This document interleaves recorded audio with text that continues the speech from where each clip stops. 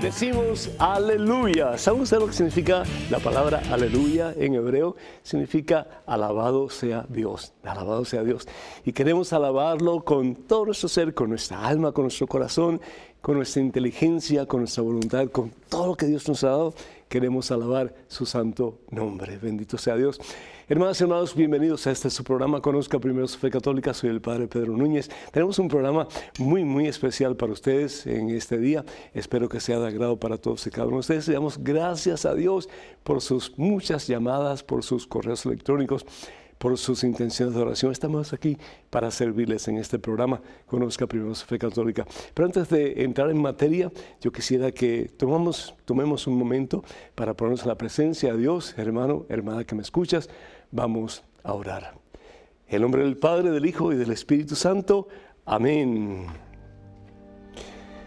Padre amantísimo, gracias. Gracias, Señor, porque tú eres el Dios de las oportunidades, Señor. Tú eres el Dios de la vida, Señor. Tú eres el Dios de la victoria, Señor. Tú eres el Dios que nunca cesas de levantarnos cuando estamos caídos, mi Dios. Gracias, Señor. Tú eres el Dios que nunca cesas de sanarnos cuando estamos enfermos y cuando sentimos que ya no hay esperanza. Gracias, Señor. Gracias, Señor, por lo mucho que nos amas. Gracias porque en ti somos libres, mi Dios. En ti las cadenas con que Satanás nos ha atado una y otra vez vienen al suelo, mi Dios. Y podemos experimentar esa paz que solamente en ti la podemos encontrar. Gracias, Señor. Gracias porque nos miras y nos contemplas como si fuéramos la única criatura que tenemos que está delante de ti. Como si fuéramos lo más especial que tú has creado. Como si fuéramos lo más hermoso, lo más grandioso, lo más fabuloso. Y es que a tus ojos así somos, Señor. Gracias, mi Dios. Gracias, mi Dios, porque una y otra vez nos sacas del lodo en que muchas veces por nuestras malas decisiones nos metemos. Gracias, oh Dios, porque una y otra vez nos sacas de esa miseria que es la consecuencia del pecado que nos aparta de ti y nos aparta los unos de los otros muchas veces de aquellas personas que más amamos en la vida. Gracias, Señor, porque nunca nos abandonas. Porque nunca nos dejas solos. Porque nunca nos dejas, oh Dios, que caigamos en el barranco de la miseria eterna, de la desolación y de una vida sin ti. Bendice a este hijo que tanto tú amas, Señor. Ayúdalo para que pueda estar consciente que si alguien le ama, pero con amor verdadero, con amor infinito, ese eres tú, Señor. Te doy gracias por esta hija tuya. Bendícela, Señor. Que ella pueda estar consciente de que ella es no solamente amada por ti, pero que tú la tienes a ella en tus santas y poderosas manos y la contemplas y la mimas y le dices, hija mía, tú no estás sola. Y en este momento tal vez de dificultad para ti, es cuando yo más cerca estoy de ti. En este momento en que te sientes triste, decaída, sin fuerzas, yo estoy contigo porque te amo. Y quiero no solamente levantarte de tu tristeza, de tu depresión, de tu vacío, pero quiero llevarte a mi pecho y al centro de mi corazón para que puedas experimentar el poder transformador de mi divino amor. Quiero darte una nueva oportunidad porque te amo. Ya no quiero quiero que sigas viviendo en desgracia, en soledad, en ese vacío que te destruye, que te hace infeliz. Deja que yo te tome en mis manos santas y poderosas, dice el Señor, hija mía, hijo mío, y te lleve a través de este programa a una más íntima y estrecha relación conmigo, te dice el Señor. Gracias, Padre. Gracias porque tú eres el Dios de las oportunidades. Gracias por lo mucho que nos amas. Gracias porque de tu mano, mi Dios, ya nuestra, Señor, es la victoria. A ti la gloria, Padre Santo, en Cristo Jesús, por los siglos de los siglos. Amén, Señor. Amén. Bendito sea Dios. Hermanas y hermanos, damos gracias a Dios por tantos de ustedes que nos llaman, que nos escriben, pidiendo que nos unamos a ustedes en oración. Y qué rico se siente cuando nos sentimos útiles, cuando sentimos que en alguna forma podemos ayudarlos a ustedes para que esas compuertas del cielo se abran y ustedes puedan recibir múltiples bendiciones a través de las oraciones que hacemos en unidad con ustedes. Damos gracias a Dios por Daisy de Long Island, New York, que pide por su familia, por sanación, por la muerte de su hijo. Además pide por Denison, que el Señor te bendiga, Daisy, a ti, a toda tu familia y a tu hijo, le dé la corona de los santos, que es el cielo. María Magdalena de Jalisco, México, desea pedir por su salud para que su cadera sea restaurada, y con todo gusto pues pedimos que así sea y que pronto puedas experimentar el poder sanador de Cristo Jesús en tu vida y particularmente en tu cadera, así sea. Herminda de Texas quiere dar las gracias a Dios por el Padre Pedro, que ayuda a que pues todos nos podemos acercar más a Dios y a crecer en santidad. Muchísimas gracias, que Dios te bendiga, Arminda. Y además pide por Ana Julia para que regrese a la Iglesia Católica de nuevo. Pues así lo pedimos y en el nombre del Señor Jesús declaramos que así va a ser. Martina de Virginia quiere agradecerle al Padre por el programa, ya que le ha ayudado a amar más a nuestro Señor y a entender las cosas de Dios de una manera clara. Pide por la familia Rivera de Villas, con todo gusto y muchísimas gracias, que Dios te bendiga y bendiga a la familia que acabamos de mencionar. También Oliva de Miami pide por el padre Nel y Eusebio, ya que se murieron sin confesarse. Por Pedro, pide por Pedro, Nel y Eusebio, ya que se murieron sin confesarse, que el Señor les bendiga y que termine su misión aquí en la tierra, que puedan recibir la corona de los santos, que es el cielo. Y también por aquellos que solicitan oración a través de la página de este servidor en Facebook, que el Señor les bendiga en superabundancia y que todos sus más altos sueños y expectativas, de acuerdo a la voluntad de Dios, se hagan realidad muy pronto. También quiero recordarles, hermanos y hermanos, que la única página oficial de este servidor, el Padre Pedro, en Facebook, es facebook.com/ppedronúñez. Tengan cuidado, por favor, con los perfiles falsos que piden dinero para misiones en mi nombre. Quiero recordarles que eso nunca lo vamos a hacer. Hay un hombre que nos ayuda mucho a nosotros, que a veces nos sentimos un poco como que débiles y un poco fuera del camino de la santidad, a enderezar nuestros caminos y ayudarnos a reconocer que en nuestra debilidad está nuestra fortaleza. Si ponemos nuestra confianza en Cristo Jesús, nuestro Señor, Él es nuestra fortaleza, Él es nuestro bastión, Él es nuestro escudo, Él es nuestra espada, Él es nuestro mejor amigo, nuestro más fiel compañero, Jesucristo. San Francisco de Sales, precisamente un hombre que uno puede decir, bueno, pues no fue nada del otro mundo. Pero sin embargo, Francisco tomó una decisión un día: yo quiero ser santo. Yo quiero ser santo. Al igual que otros santos de la iglesia que han dicho, si ellos pueden, yo también puedo con la gracia de Dios. Francisco optó por la santidad. Él era un hombre muy inteligente, cursó en las mejores universidades, con notas excelentísimas.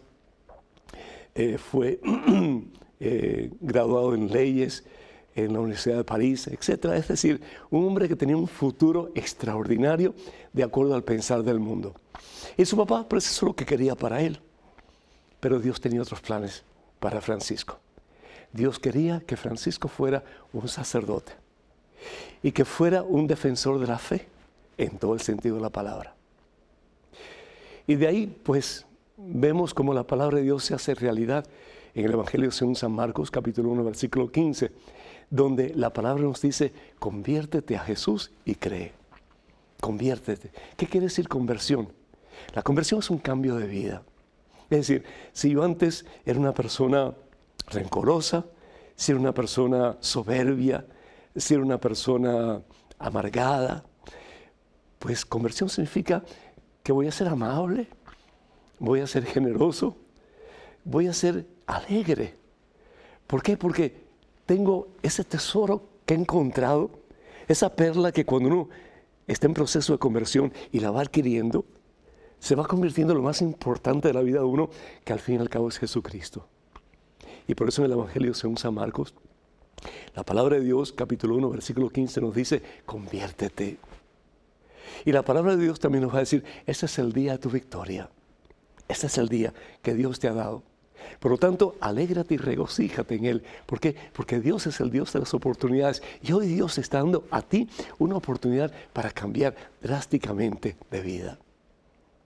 La palabra conversión en griego significa, o se dice metanoia, que es un cambio de dirección completo. Un cambio de dirección completo.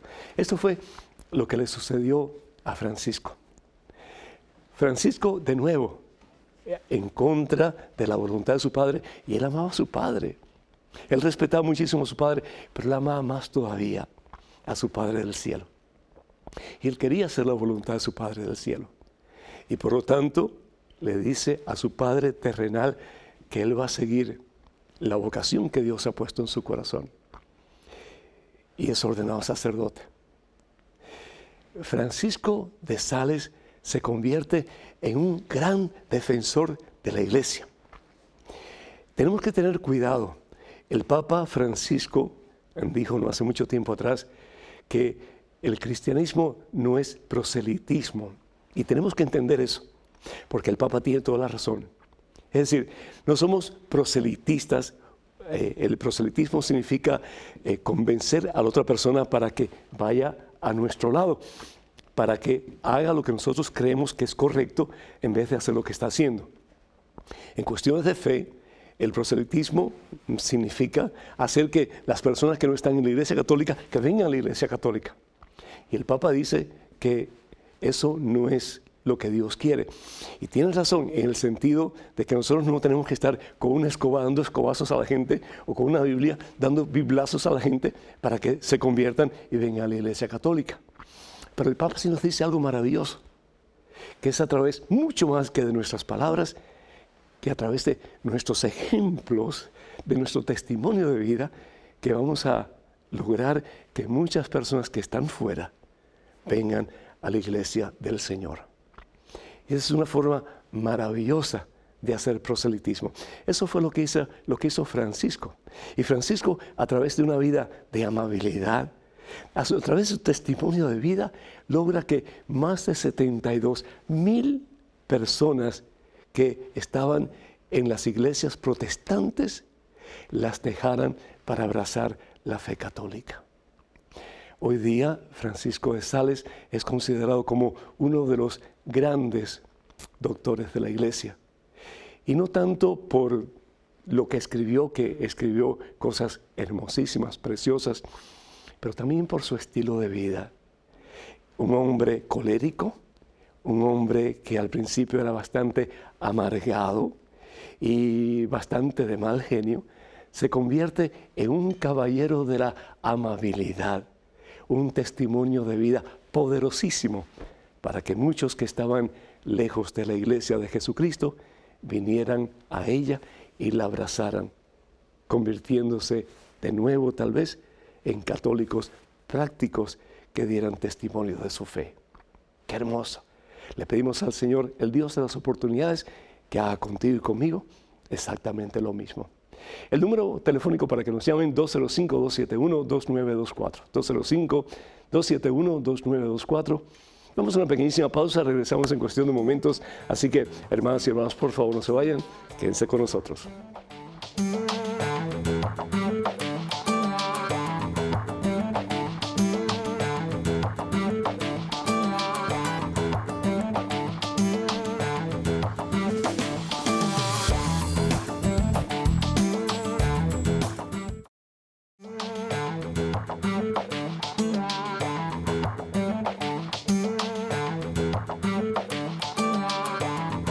Alabado, glorificado, exaltado sea el nombre del Dios único, verdadero, del Dios a las oportunidades, Jesucristo, manifestación del Dios Trino.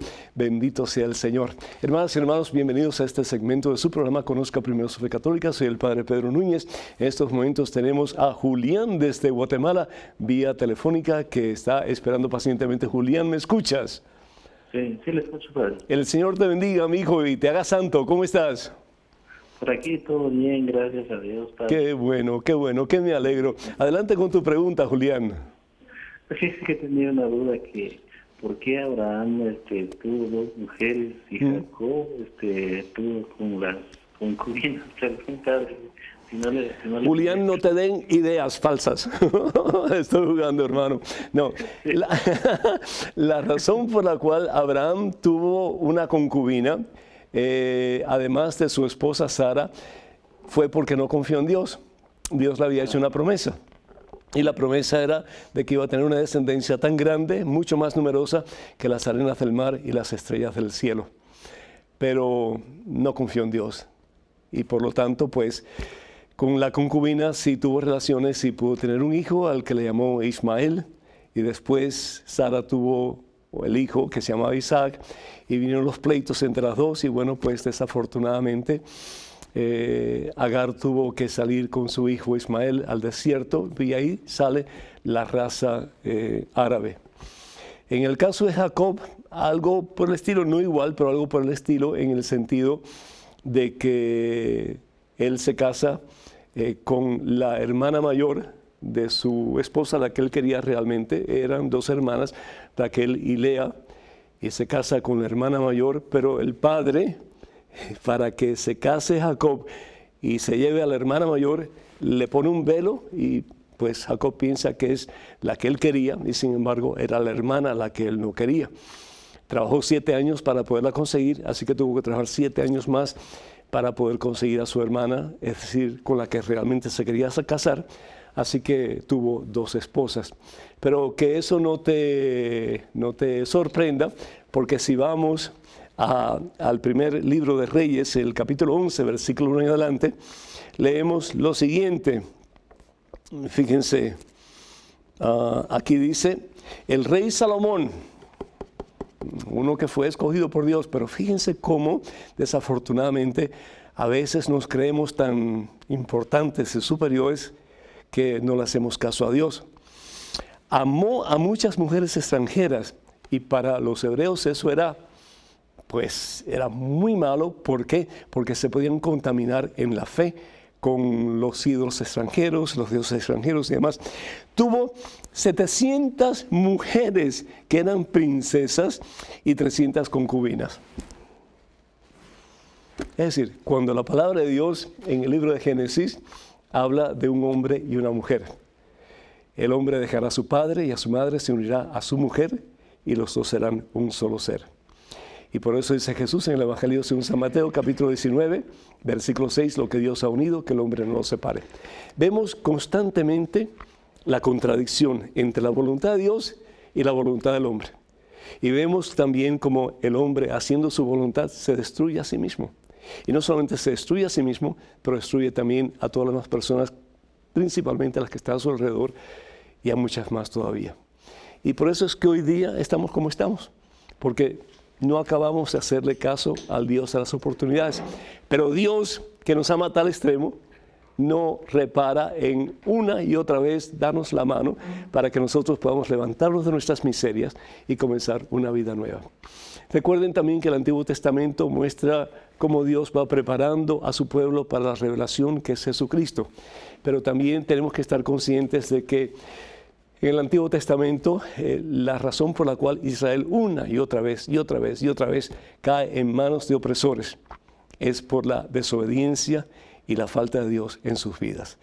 Así que si nosotros realmente queremos, y esta es la enseñanza del Antiguo Testamento que va mano a mano con el Nuevo Testamento, si queremos de verdad tener una vida feliz, una vida en armonía con nosotros mismos, con Dios y con los demás, pues no hay otra manera sino que hacer la voluntad de Dios, que al fin y al cabo sabe mejor que tú y que yo qué es lo que necesitamos y qué es lo que verdaderamente nos hace el mejor bien. Con esto en mente tenemos otro correo electrónico, otra pregunta, adelante por favor. Padre Pedro, ¿por qué se le llama al Papa vicario de Cristo?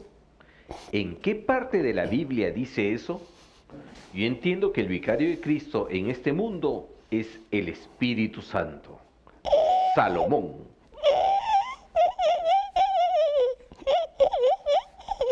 No, Salomón, el Espíritu Santo no es el vicario de Cristo. La palabra de Cristo, la palabra vicario significa asistente. Asistente en grado inferior al que da la orden o al que dice lo que hay que hacer. El Espíritu Santo no es inferior a Jesús. El Espíritu Santo no es el que toma órdenes de Jesús. El Espíritu Santo es la tercera persona de la Santísima Trinidad. El asistente de Jesús, es decir, el que recibe órdenes de Jesús a través del Espíritu Santo, dado a la iglesia por el mismo Jesús y el Padre, el día de Pentecostés, es el que recibe las órdenes, es el Papa. ¿Y por qué recibe las órdenes el Papa? Porque Jesús así lo tomó a bien. En el Evangelio según San Mateo capítulo 16, versículo 18, vemos como Jesús le dice a Simón Barjona, quien le cambia el nombre a Pedro, y le dice: sobre esta piedra edificaré mi iglesia. Y no solamente eso, sino que en el Evangelio según San Juan capítulo 16 promete Espíritu Santo, que nos guiará hacia la verdad y la verdad nos hará libres. Y es en el Evangelio según San Juan capítulo 21, versículo 15 al 17, y lo quiero leer, es Jesús quien separa a Pedro y le da una comisión muy, pero muy especial.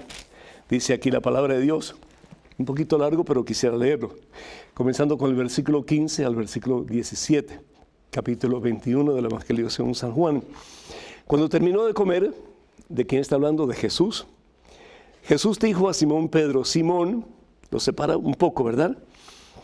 Y le dice: Simón Pedro, hijo de Juan, ¿me amas más que estos?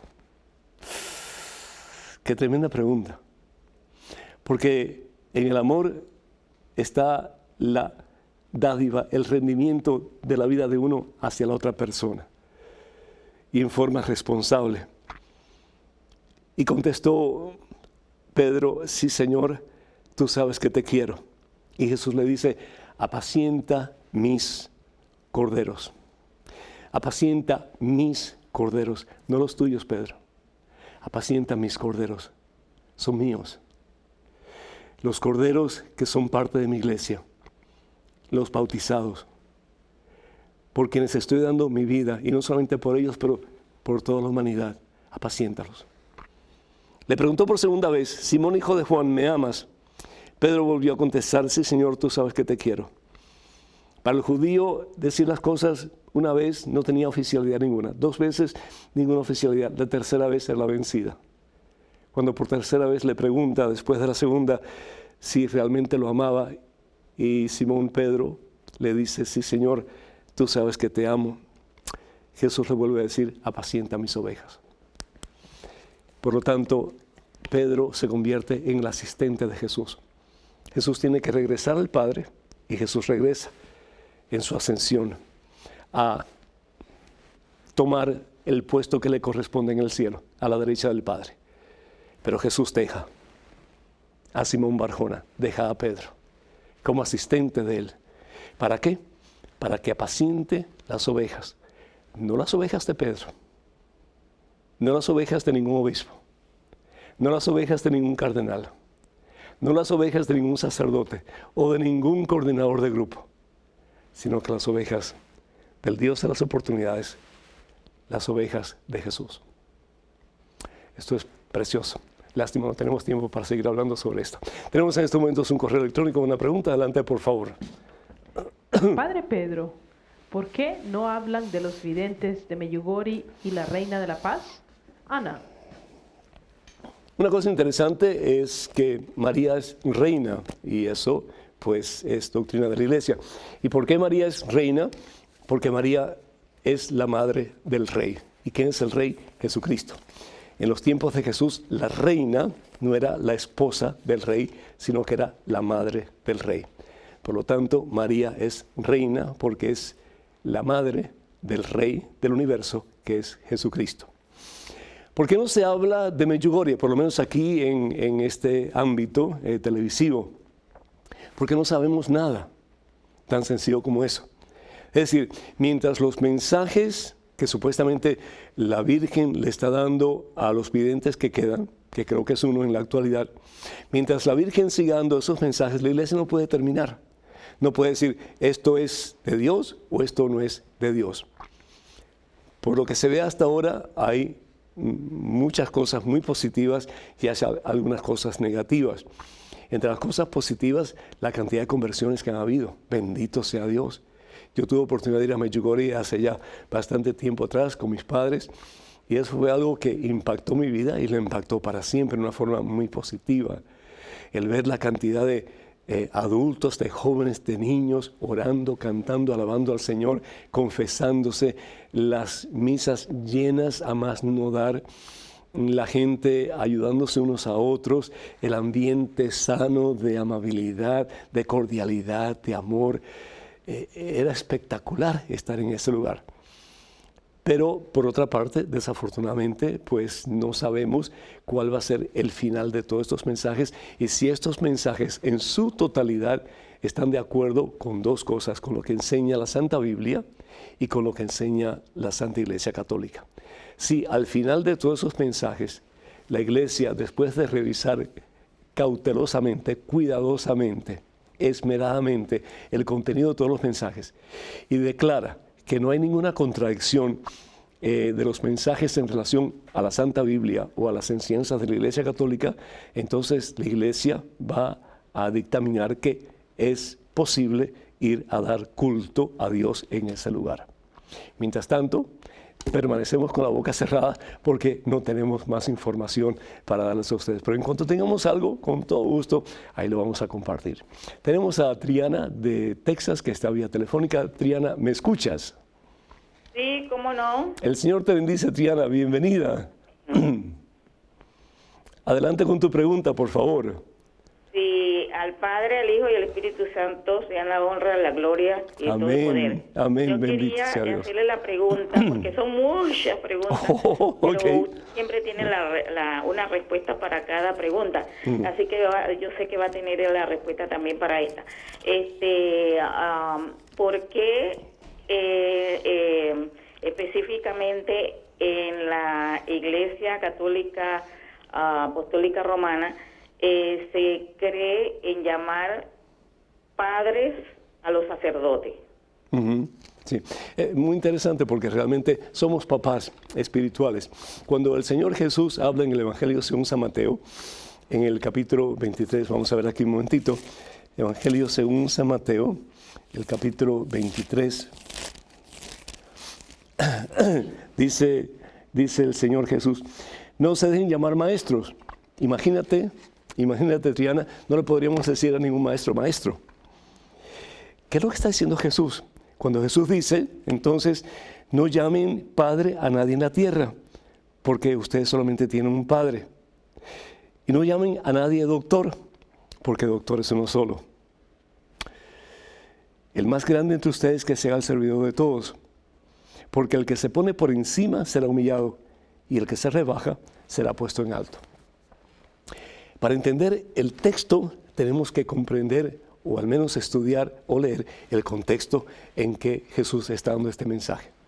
Este mensaje se lo está dando particularmente a los fariseos, personas que se creían lo máximo, sobre todo en cuestiones de fe, en cuestiones de conocimiento de la palabra de Dios del Antiguo Testamento, porque el Nuevo todavía no se había escrito. Y por lo tanto, pues eran gente muy orgullosa, tal vez gente buena, pero se jactaban de ser mejores que los demás. ¿Y qué es lo que ellos pretendían? Pues que se le llamaran padres, no porque engendraban espiritualmente al Señor en las vidas de otros, sino porque para diferenciarse de los demás que eran inferiores. Tampoco Jesús les pide que no llamen a nadie maestro, porque maestro es uno solo. Es decir, el que nos enseña es Jesús. Jesús es el maestro, no hay otro.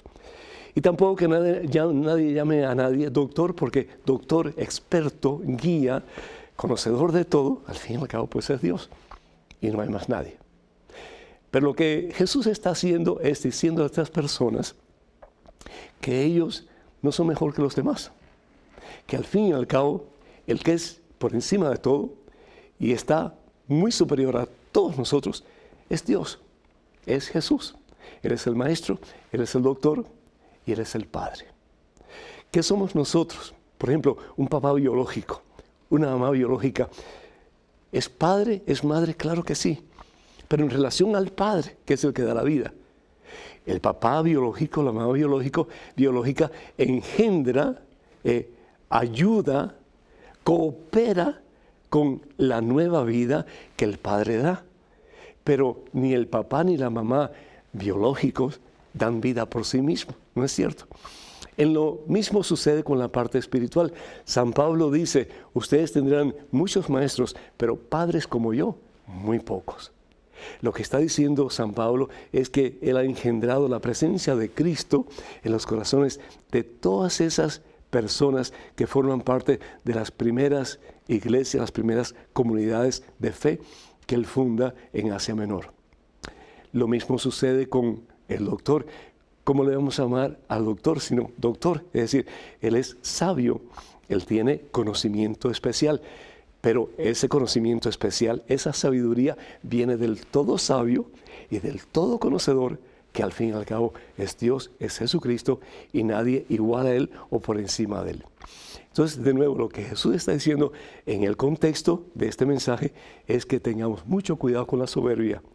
Está bien llamar padre a padre biológico o padre espiritual, está bien llamar doctor a uno que sabe, que ha estudiado, está bien llamar maestro a uno que enseña, pero al fin y al cabo todos estamos sujetos al único Padre, al único doctor y al único maestro, que es Dios, sí, que es Jesucristo. Ojalá que esto te ayude. Tenemos en estos momentos un correo electrónico, una pregunta. Adelante, por favor. Padre Pedro, necesito un consejo. ¿Qué puedo hacer para no ser muy mentiroso? Además, soy muy contestón con mis padres. ¿Será que me puede ayudar? Anónimo de Guatemala. Anónimo, Dios te bendice. Me imagino que eres un muchacho bastante travieso, pero con una espiritualidad bastante profunda también. Te felicito por eso. Quiero decirte que yo también era bastante mentiroso cuando era niño. Gracias a Dios, pues ya no. Y yo lo que hacía... Mamá me decía algo que no te lo voy a recomendar porque es bastante sucio, pero como vivíamos en el campo y había muchas gallinas, mamá me decía, antes de decir una mentira, pídele a Dios que te ayude a agarrar un poquito de caca de gallina y ponértelo en la lengua. A ver cuántas mentiras vas a decir. Yo no opté por hacer eso. Y mamá, yo sé que estaba jugando conmigo, pero hasta cierto punto puede ser que haya estado hablando en serio. Pero sí hice otra cosa. Le ofrecí a Dios una pequeña mordida en mi lengua. Y a veces, déjenme decirle, que tenía la lengua con bastantes mordidas alrededor. Y eso me causaba cierto dolor. No te lo recomiendo, eso fue lo que yo hice. Pero ¿sabes una cosa? Remedio santo. Con la gracia de Dios y con las pequeñas mordidas que me daba en la lengua, llegó un momento en que ya no dije más mentiras porque no quería seguirme dando mordidas en la lengua. Lo que sí te aconsejo es una cosa. primero que todo que confíes en Dios y que sepas que Dios es el Dios de las oportunidades y que si bien es cierto que todos pecamos y todos nos apartamos de la gracia de Dios, Dios quiere que podamos experimentar una conversión, un cambio de vida cada vez más fuerte, más auténtico, más real. Te pido entonces que pienses cuántas veces has mentido y cuántas veces te has hecho daño a ti mismo a través de la mentira que has dicho y has hecho daño a otras personas también. Te pido entonces que vayas, te confieses una buena confesión y que le pidas al sacerdote que te dé una buena penitencia. No cualquier penitencia, una buena penitencia que te ayude realmente en un proceso de cambio de vida. Te pido también que comiences a recibir la Santa Eucaristía todas las veces que sea posible. Cuando nosotros recibimos al Señor, recibimos como que una efusión de la presencia de Jesús, que si así lo deseamos y le permitimos, Él comienza a cambiarnos total y completamente y a hacernos más y más imágenes y semejanza de Él. Y lo otro que te pido, pues es que busques algo para dejar de decir mentira y comenzar a decir la verdad. Algo que te duela, no necesariamente morderte la lengua, pero sí algo que te duela, que cuando vas a cometer una mentira y la cometes, que te tengas en alguna forma que hacer algún tipo de recordatorio de que lo que estás haciendo está mal. Y tal vez algún castigo, no te estoy diciendo morderte la lengua, pero un castigo más o menos que te duela, para que tú recapacites poco a poco y te das cuenta que por ahí no va la cosa. Así que cuenta con nuestras oraciones y un día nos vas a llamar, nos vas a escribir y nos vas a decir, ya no soy mentiroso y tampoco soy contestón ni con mi padre ni con mi madre tampoco. Dios me ha convertido. El Dios de las oportunidades me ha dado un nuevo comienzo. El teléfono para que nos llamen 205-271-2924. 205-271-2924. Vamos a una pequeña pausa, regresamos en cuestión de momentos. Así que, hermanas y hermanos, por favor no se vayan, quédense con nosotros.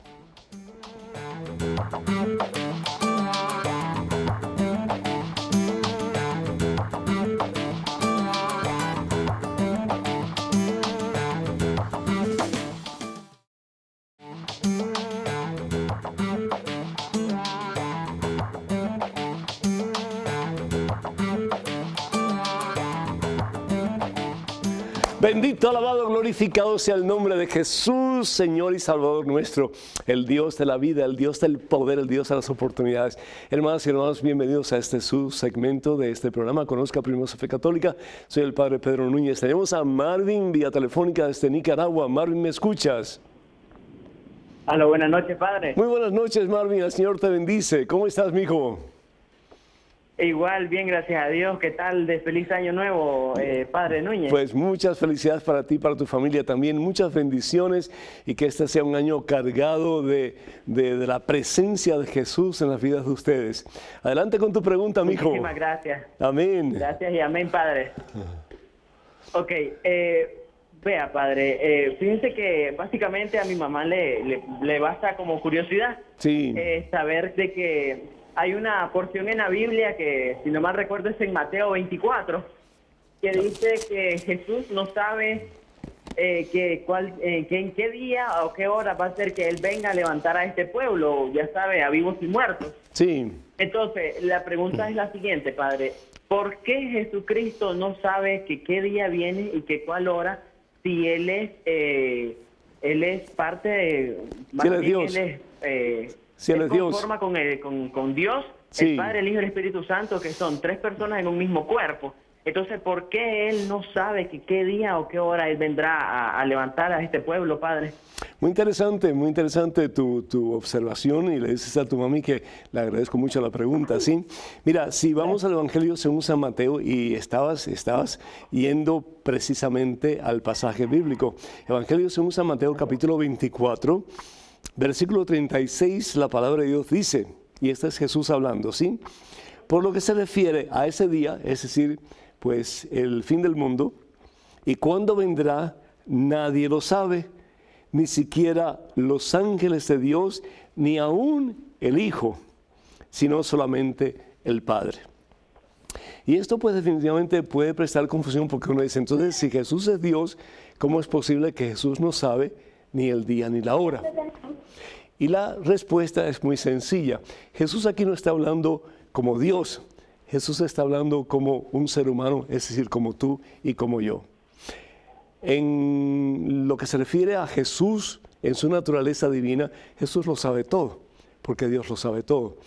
Pero en su naturaleza humana, Jesús es limitado.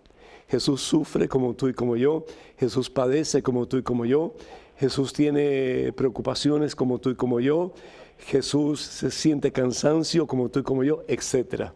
Y Jesús es limitado no solamente en sus sentimientos, pero también en su capacidad de conocimiento. Jesús está como humano diciendo, no sé ni el día ni la hora. Lo que sí les puedo asegurar es una cosa, estén preparados. Y Jesús va a decir más adelante, porque vendrá como ladrón en la noche, cuando menos ustedes se lo imaginan. Entonces, dos cosas que son importantes. Primero, Jesús es como tú y como yo. Él, que es de condición divina, se rebaja, dice San Pablo en su carta a los Filipenses capítulo 2, versículo 4 en adelante, y se hace un hombre como tú y como yo. En todo, dirá San Pablo, menos en el pecado. Y como hombre, pues él es limitado y su conocimiento es limitado también. Ojalá que esto te ayude, Marvin. Muchísimas gracias y de nuevo muchísimas felicidades, muchas bendiciones para ti y para toda tu familia. En estos momentos un correo electrónico, una pregunta, adelante por favor. Padre Pedro, hace varios años vengo aquejada de un dolor insoportable. He gastado mucha plata en médicos sin solución. Unas compañeras del taller de oración que han estado en la misma condición están asistiendo a un centro chino en donde les hacen acupuntura, moxibustión, reiki y terapias chinas y están muy aliviadas.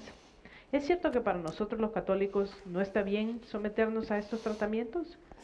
¿No está el ser humano en el derecho de buscar su salud de alguna forma? ¿Es cierto que Jesús hacía reiki cuando imponía las manos al curar a los enfermos? Teresa, desde Colombia. Teresa, primero que todo, cuánto lo siento que estés pasando por esta situación tan difícil. Segundo, Jesús jamás utilizó Reiki. ¿Por qué? Porque Dios no necesita Reiki. Jesús, como hombre, dije anteriormente, es limitado, pero Jesús, si bien es cierto, es totalmente un ser humano. Jesús también es totalmente Dios. Y Dios no necesita de ninguna energía por allá para hacer nada, porque Él lo puede todo, Él es Dios. Lo segundo que es importante es que lo que tú acabas de decir, que no tenemos el derecho de buscar en cualquier cosa, cualquier parte, la solución para nuestros sufrimientos, para nuestros dolores. No, Teresa, no tenemos el derecho de buscar en cualquier lugar. Y te lo digo con toda humildad, porque desafortunadamente hay lugares y hay situaciones y hay métodos que van en contra de la voluntad de Dios. Y el Reiki, pues la Iglesia no ha tomado una determinación, no ha tomado una decisión o a favor o en contra, pero tiene muchas cosas de la nueva era. Y por eso la Conferencia de Obispos de Estados Unidos ha pedido que en los hospitales que son patrocinados por la Iglesia, en los consultorios de terapia, etcétera, que son de alguna forma auspiciados por la Iglesia, que no se practique el Reiki. ¿Por qué? Porque se habla de una energía que anda flotando por ahí y a través de la persona que practica el Reiki en la persona afectada, entonces lo que se hace es que esa energía pueda entrar en el cuerpo de la persona para que esa persona sea aliviada o sea curada de su dolor o de su anomalía. Eso no tiene que ver nada con la fe cristiana. Dios no es una energía, Dios es una persona. Y una energía que le pertenece a ¿qué cosa? Que le pertenece a quién. Y al fin y al cabo, pues hay dos seres que tienen poder. Y uno tiene más poder que el otro. Y estoy hablando de Satanás y de Dios. Satanás tiene el poder que Dios le ha permitido tener. Y eso lo podemos ver en el libro de Job, capítulo 1. Pero si la energía no viene de Dios y si no invocamos a Dios, y hay maestros en Reiki que dicen, no, pero nosotros invocamos a Jesucristo. Pero entonces no hay que invocar la energía de Jesucristo, porque Jesucristo es el que sana, no la energía de Jesucristo. Es Jesús el que sana. Mira, yo tuve un dolor de cabeza horroroso por 7 meses. Por 7 meses. Y lo que yo hice fue, primero que todo, buscar oración. Y no solamente lloré, pero fui a buscar oración. Personas en diferentes grupos católicos que oraran por mí. Porque yo creo firmemente en el poder de la oración. Yo creo que cuando nosotros oramos y cuando 2 o 3 están reunidos en la oración, y Jesús lo ha prometido, estar entre nosotros cuando 2 o 3 o más nos reunimos. Y las compuertas del cielo se abren y recibimos copiosas bendiciones.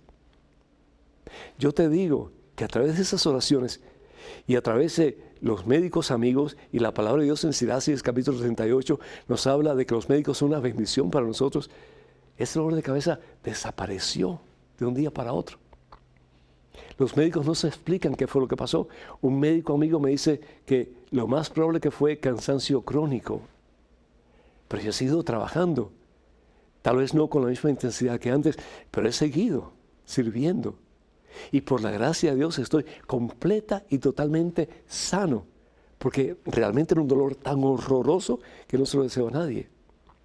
Así que yo te invito para que tú busques al Señor Jesús. Busques personas que oren por ti. En la iglesia hay montones de grupos de oración que estarían más que dispuestos a orar por ti. Y consulta a algún médico de confianza para que de alguna forma te ayude, te dé pautas a seguir, porque al fin y al cabo son bendición para nosotros.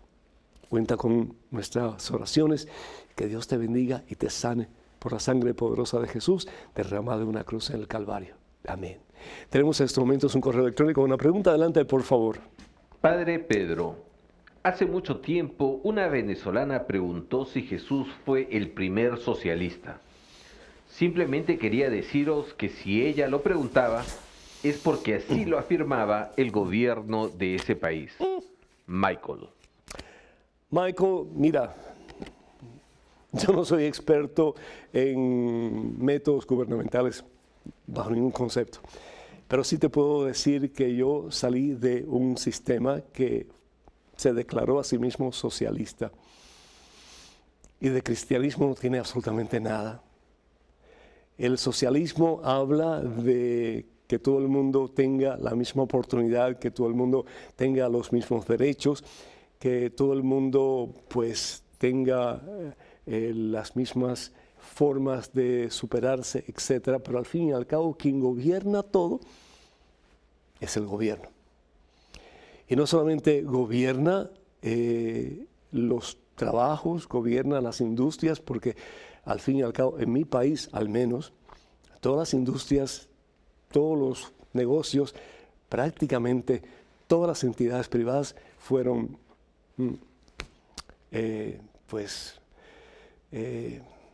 hechas propiedades del gobierno, fueron confiscadas por el gobierno. Estaba buscando otra palabra menos fuerte, pero esa es la única palabra que me vino a la mente. Fueron confiscadas por el gobierno. Y no solamente las empresas, no solamente los negocios, pero unas personas. Es decir, nadie en el país de donde yo vengo puede hacer algo si el gobierno no lo aprueba.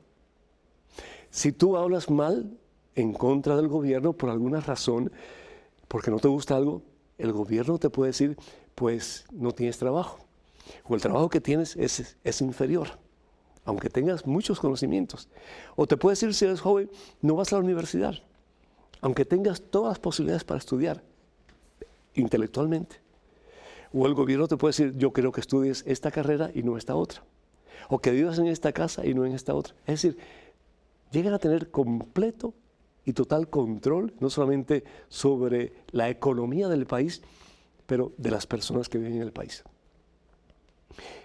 Entonces, lo principal es el gobierno, y al fin y al cabo, humanos que somos, la tendencia es sobrepasar al otro con nuestra autoridad, con nuestra soberbia, con nuestro mando, y los demás, pues, que se arreglen como puedan.